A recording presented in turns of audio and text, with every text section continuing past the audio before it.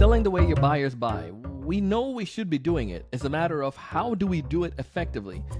And today, we're going to tell you exactly that. Check it out.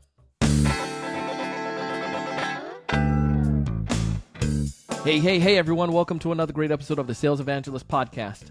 I'm your host, Donald C. Kelly, the Sales Evangelist. And I'm so excited for another great episode. I'm so excited to be here with you today. On this episode, I have two amazing guests, George and Justin. I want to tell you a little bit about them. I was at Inbound, I was on stage with a friend of mine, Mark. You heard that episode. And I got, afterwards, these guys came up to us, and one of them was George. The other one's Justin. They're co-founders of this company. And Mark knows them pretty well and was bragging about them. So I got a chance to meet these guys, and they're doing some really remarkable things when it comes towards helping with buyer enablement. We want to help our buyers to be able to buy more effectively. And there's stats that go on out there. I think Salesforce shared one about how buyers are trying to maximize the yield from everything that they have right now, all of their solutions. So if this is the case, if this is their behavior, they really scrutinize what they're getting. And you need to make sure that you're one of those things they're going to say yes to, rather than just as, we need to think about it. And the way you do this is by enabling a buyer. Today, we're going to give you some breakdown of that, and you're going to love this episode. George, Justin, remarkable, phenomenal individuals, like bright minds, and I think you're going to like them as much as I do. If this is your first time listening to the podcast, we give you everything you need to do to build pipeline and also to increase and close deals faster. Today's episode is no different. As we dive into the conversation, you're going to start to hear how and why we need to focus on the buyer. And then we're going to navigate towards how we do this with assets and measuring it. And you'll see how this all ties up together. Check out our sales mastermind, by the way. If you're interested in improving your sales game or want to get some guidance, our sales mastermind is just kicking off. You can find more into details of it by going to thesalesevangelist.com/mastermind. Thesalesevangelist.com/mastermind. I'll see you on the other side. Let's go listen to these guys. George, Justin, welcome to the show. Thank you so much. Really appreciate it. And it was awesome to meet you at Inbound. You were speaking on stage through one of our really good friends, Mark Roberts, and it was awesome. Yeah. Mark is good people. Yeah, Mark really influenced the way that at least I think about sales from his book, The Sales Acceleration Formula. It was like a handbook for me when I was building my first sales team at a company a little while back. So we were really excited to watch his session, and then meet you through that was even better. So great to be on here. Thanks for having us.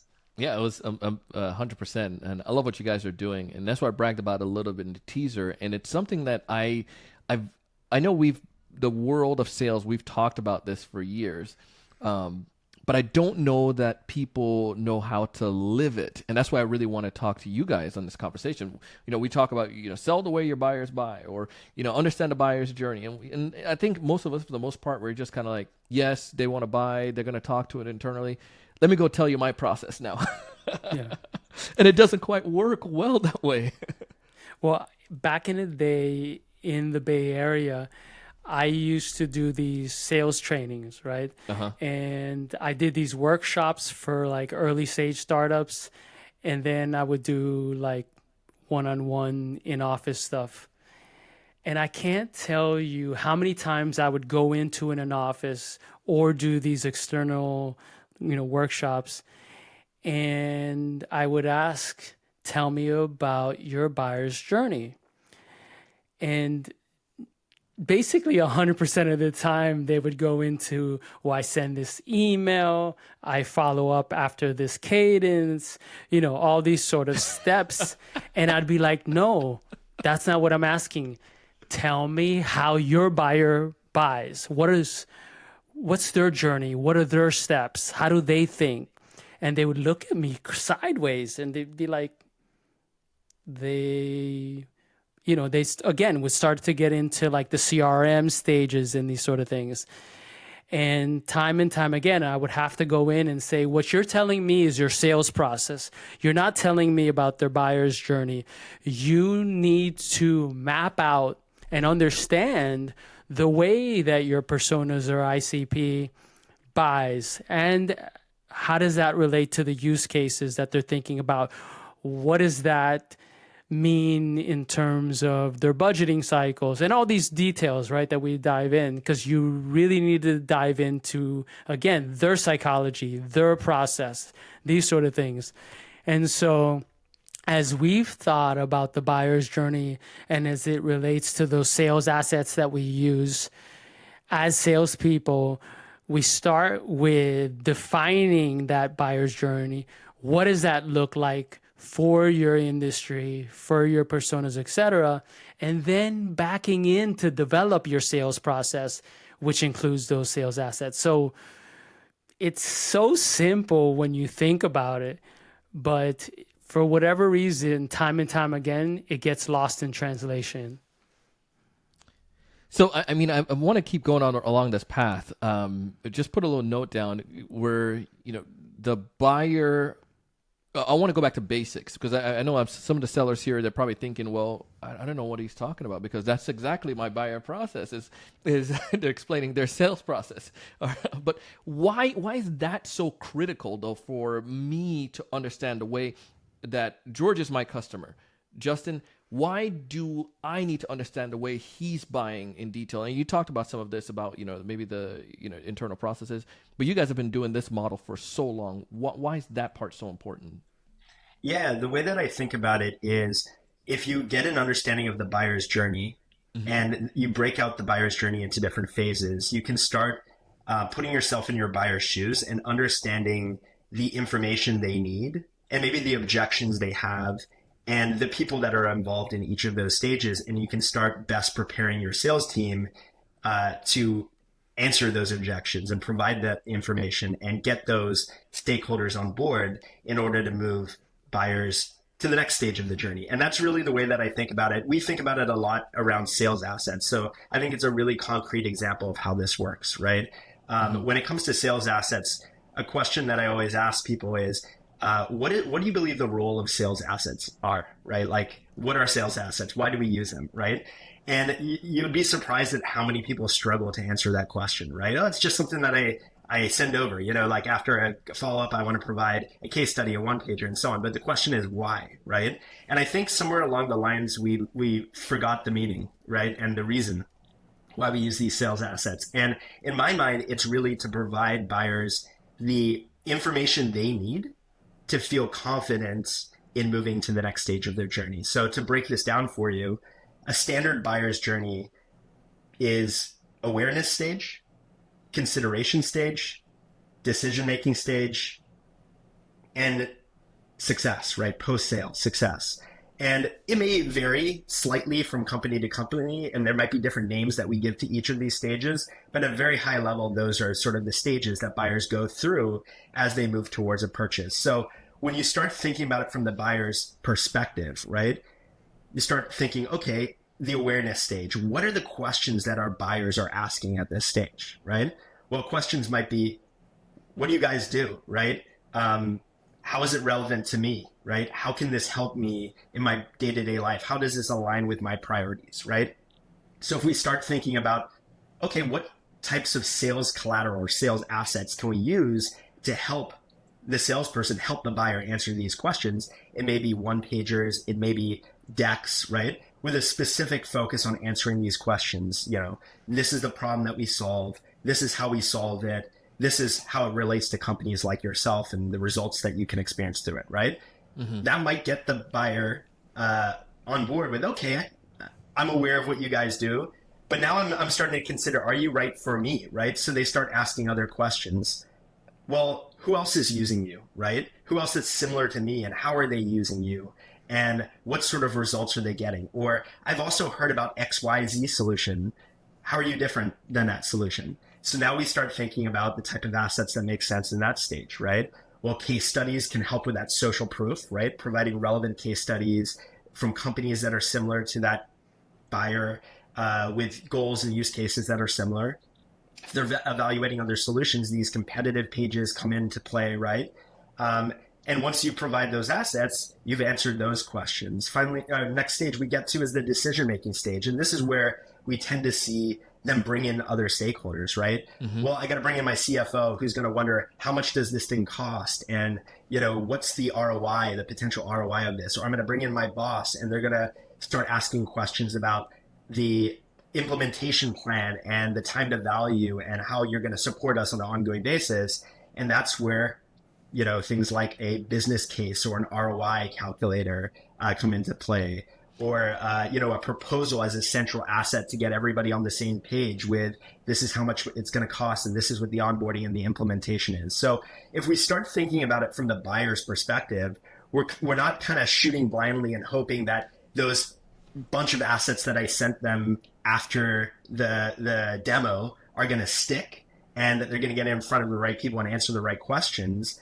We start actually thinking about what are the questions that they are asking, and we start aligning these bits of information with those questions and the mindset of the buyer. So that's at least the way we think about it from the sales asset perspective. So one, we now are understanding that what it is, best aligning, go back to what you were saying, George, understanding that, know their journey. And we kind of get this both mapped out now. You guys are going into the assets and some of the different assets that may be important. I'm a sales rep and I'm listening to this. Maybe I'm working for a startup, or perhaps I'm a leader listening to this and I'm like, dang, these guys are making sense. But how do I know which asset is going to be best? And I'm tempted to say that I think you guys are going to say based on what the customers want, right? Something around their journey. But let's just go back. But how would I be able to identify what would be? Is it a ROI calculator, like you're saying, or is it a proposal, or is it like something for CFOs? How can I best help to determine that, and then going about creating that asset? Yeah, well, I'm going to go on a bit of a tangent here. Oh, Justin snap. is so good at Justin. the products and the content, his experience in product marketing for so long. So I'll let him address those types. But I want to take a step back for a second and talk a little bit about doing that qualification call, right? Like early on, you need to get into the psychology, motivations, and inspiration of that buyer. Now, of course, if you have an inbound, the context might be a little different. The way you do that qualification or that discovery, right, early on might be different than outbound. We all know that there's some distinctions between those two. But asking questions such as, and this is an example, Sally, I've heard X, Y, and Z, and this will potentially help you achieve this goal. What does it have to look like? Assuming that you really like it. By the way, am I right? Does it sound like this might help you solve X, Y, and Z? And Sally says, yeah, it does. Well, what does it have to look like to get to that next step, right? If we were to do another call or subsequent calls, what do you have to see? Like that simple, very human question can give you a lot of the juice, right? That then you use to determine what Justin will talk about now in a second with around these various asset types. But this kind of stuff, we have lost, in my humble opinion, the ability to ask these questions a lot of the time because we're so involved in our tools and our process and stages in the CRM that we're forgetting to ask these very human, simple questions, which will uncover a lot of the stuff that we're going to do, right? Which will allow us to tag the CRM with the appropriate field, right? And so just because you did a call and you think that qualification or discovery call went well because maybe it checked certain boxes, doesn't mean that you're now going to move to the consideration stage. It may be that you're still in the awareness stage or stuck somewhere in between, right? So there's a little bit of that art. So I just wanted to go down that tangent and say, again, we have to ask these very human questions and get really real with the prospect as much as possible, right? To be able to uncover those motivations. It may be that, yes, Sally was told to look for some things, but what's going to motivate Sally to champion internally in an effective way, right? So there's some human stuff there that I wanted to just point out. But Justin, I know you're an expert at these things in terms of the asset types.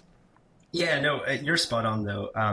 I think about this in an interesting way because I was a former salesperson and then I was a product marketer supporting the sales team, and I was constantly being asked, which asset should I be using at this stage, or where is this asset, and so on. So part of it is from the sales enablement product marketing perspective is making these assets easily discoverable for the sales team, for them to know what's available, and at a very high level, generally speaking, when to use them. So organizing your assets by buyer's journey stage is a great way to do that. Having some sort of central repository, whether it be something as simple as a Google Drive or something more sophisticated like a HighSpot or a Seismic, or something like an Asset Mule, right? Where you can say, generally speaking, these are the types of assets that are available to you for you to use in the awareness stage, in the consideration stage, in the decision-making stage, and in the post-sale success stage, right?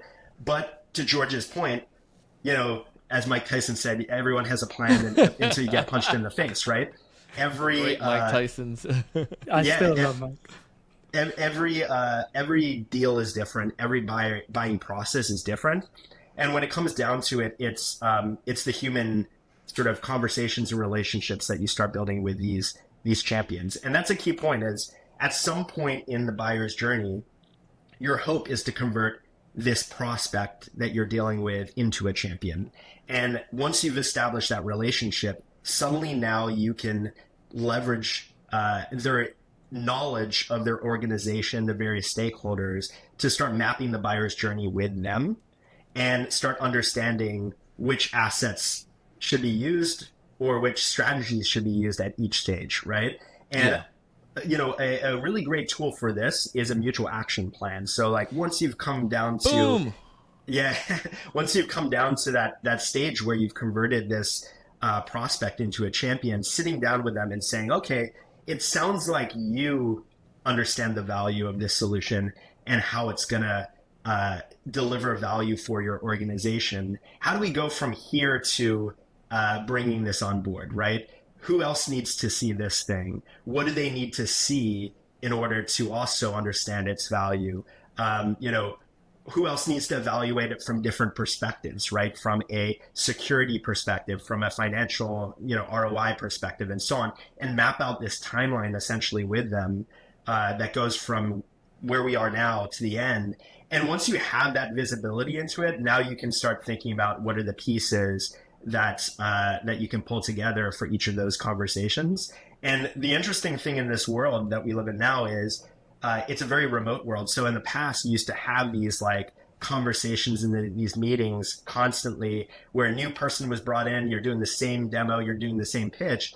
Now, a lot of these things happen behind closed doors. So creating the right assets to enable your champion and your buyer to then address those questions and those issues for the various stakeholders, even if you're not in the room, is a critically important skill in this sort of remote first world. So that's kind of how I think about it, and the nitty gritty of making sure that you're pulling the right things and that your sales team knows which things are the right things to share at the right time. Yeah, and just the idea of that mutual action plan. I just want to go back to that. I slept on that for a long period of time because I thought it was so basic, and I felt that it wasn't that needed. Like I assumed a lot and go back to like the very first point, right? Like we just assumed this is the way that the buyer is going to buy, and this is the way that we're going to sell to them. But once you started to get in, like you said, the qualifications, George, and then now coming into the mutual action plan as one of those means, like I found that made a big difference for me in the way that I buy, because then they were able to dictate to me like, yeah, this needs to happen. And then it's very easy now. I found myself getting out of the salesperson role and became a project manager. And once I put on that project management hat, man, I was like, man, why didn't I do this before? And this is where, like, getting the right asset in place. And you like you said, it could be like a legal thing, or it could be a finance thing. There's asset that they might tell you in that meeting that these are some things that's going to happen that our legal team always asks for. So then now you become that much more effective selling to that segmentation, because I know this is the way that they are buying and providing this stuff to them. But the question I come back to, and I think you guys have a lot of intel on this, is then how do I measure the effectiveness? Because we've been selling for years, and might throw the devil's advocate here and say, bro, we've been selling for years. We've been closing deals. company has been growing. I'm meeting quota. Why should I even consider this buyer enablement? And why should I even, and how do I even measure it? Is it really causing that much more of an impact? Thoughts, feelings on that? Yeah, well, I think that buyers today are more, and this is just not just my opinion, you hear it all the time. Think about Sure. your own expectations around a product or service or experience as a consumer in your everyday life. So I'm going to say that I stand behind the statement that buyer expectations are higher, buyers are savvier, more savvier than ever before. And so just the intention of creating a better buying experience is, in my opinion, enough. Now, we do have to have metrics. We have to have an understanding of the quantitative impact. Ultimately, it's revenue, right? But Sure. it's not just revenue, right? You know, it is very much other sort of experiences, and the ability to build trust and rapport, because of one of the things that Justin mentioned earlier, the fact that we're like all remote now, right? We're not in a room. I can't give my prospect a hug. And by the way, I did give prospects hugs for years, right? And they loved it, right? And I could be in a room sharing energy with them. I don't quite have that anymore. So I would argue creating these experiences where I can build rapport and build more trust, show that I'm investing in that prospect as early as possible through doing things or reaching that extra mile to do things is more important than ever. So doing these kind of things, it just impacts the experience in a positive way. How many times, for example, if you walked in to buy, let's say, a mattress, and the salesperson comes over and gives you a glass of water, right? Maybe says, hey, come and sit here in this lounge. Give me 2 minutes. I'm wrapping up another call or I'm setting something up. There are some products that I really think, based on you calling earlier today, would be ideal. Right away, as humans, we feel better. We just do. That customer experience has already started off on the right foot. So within the B2B world, going that extra mile, part of that is, in my opinion, obviously I'm biased, is creating an experience, a hub, a virtual lobby, right, or VIP lounge that is personalized to that prospect. And it's almost like my version of bringing donuts to a meeting in person, right? So in my mind, I know that's not... I want some donuts. You could send it to me. Come You on, could man. send donuts, Send me right? some Yeah. Jupiter donuts, man.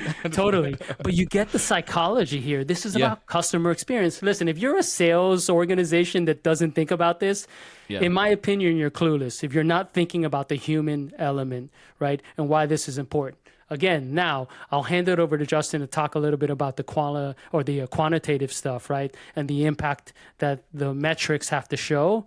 Gotcha. But at a minimum, creating again a better, more a better qualitative experience, a more impactful experience early on, as soon as possible. It's hard to argue against it. Love it. Yeah, from a more quantitative perspective, and again, there's always the qualitative human side and the quantitative, but the way that I think about measuring these things, especially the sales assets themselves throughout the buyer's journey, is sort of 3 different layers, let's say, right? And again, I'm thinking about it from a product marketer sort of sales enablement standpoint. The first is usage of the assets, right? Is the sales team using these assets, right? What are they using? What aren't they using? Who's using them? Who isn't using them? This gives you information to dig into, right? Is it that some of these assets that aren't being used aren't useful, right? Is it that some people that aren't using the assets don't know where they exist or that they exist or where to find them, right? So usage is sort of the first layer just to see, is there a problem or a break in the chain, right? Yeah. The second piece, and this is a newer sort of set of metrics that now you can measure, is engagement with those assets. So we've had tools that allowed you to track views of PDFs and so on, but now a lot of these assets are more interactive, right? they have videos embedded them, or they have interactive demos, and or ROI calculators. And a lot of these tools that allow you to sort of host and create these assets allow you to track who's viewing them, who's engaging with them, what are they doing on those pages, and sort of what's resonating. And to give you just a clear example of this is, you could see that, maybe you created a business case document that you share with your champion, and they now shared it with their CFO, and the CFO is playing around with the ROI calculator, right? These sort of like engagement level insights become really, really important, right? And then the final piece is where the rubber hits the road, and that's what George was talking about, is real business impact metrics, right? So it's great that the sales team is using these assets. It's great that buyers are engaging them with them, but how is this impacting the actual sales cycle, right? Good example here. Let's say it's a competitive asset. Is our win rate against that competitor increasing, right? Like, now that the sales team has the information they need to provide a buyer on how we're different and how we're better suited for their needs, are we winning more of those deals? Or if you look at it more holistically, I think one of the key metrics is, are our sales cycles reducing, right? Because we know that's a leading indicator to win rate overall, right? Time kills all deals. So shorter sales cycles, better chance of winning these deals. And you're really thinking about, again, if we can provide buyers, our champions, the information to pass on to their stakeholders without having to schedule another meeting, or if those stakeholders can come to the meeting more informed because they saw some assets and they know the value that we're providing, or if we can use that mutual action plan, right, to set a timeline on when they want to implement, and use that as a forcing function, right, to bring in the security team, to get the sign off by the CFO at the right times, to stay on track of those things. That's how you start connecting the dots between sales assets and its impact on the actual business. So again, those three layers: usage, engagement, and then finally business impact. I think all of those provide ways that you can then iterate, optimize, and ultimately streamline your buyer's journey and your sales process. Well, this has been amazing, man. I have so much notes here, so many notes, so many insights that I took away that I felt that we all could adopt and we can improve on when it comes towards focusing on the way that our buyers are buying. I love this. But let's say somebody's listened to this episode. I bragged about you guys and about Asset Mule at the beginning of the episode.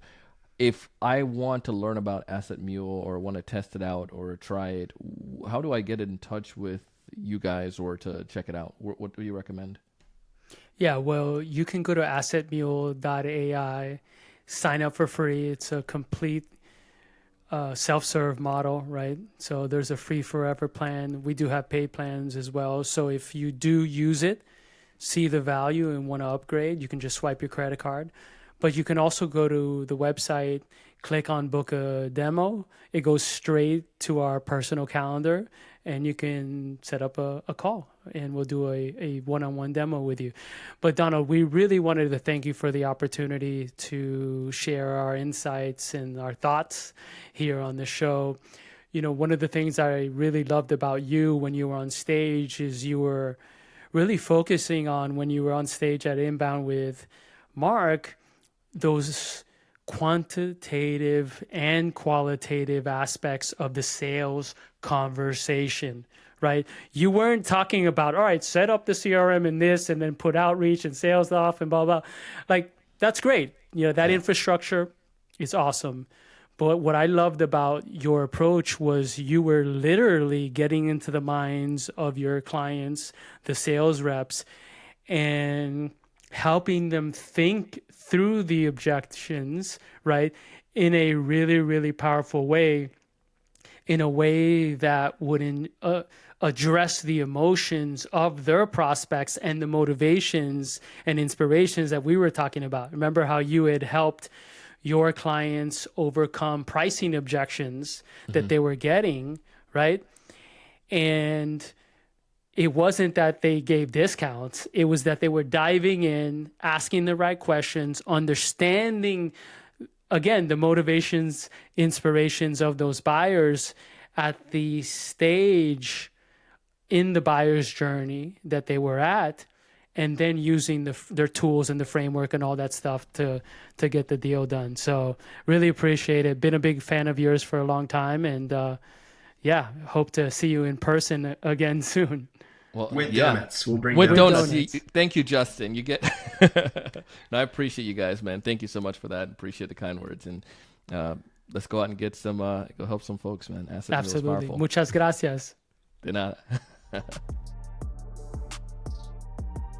Hey, that was Justin and George. If you haven't done so already, please go connect with them. Tell them that you hear them here on the Sales Evangelist, and check out the cool things they have to offer. I mean, Asset Mule, no matter if you're the individual, if you're working for a company, you can try it.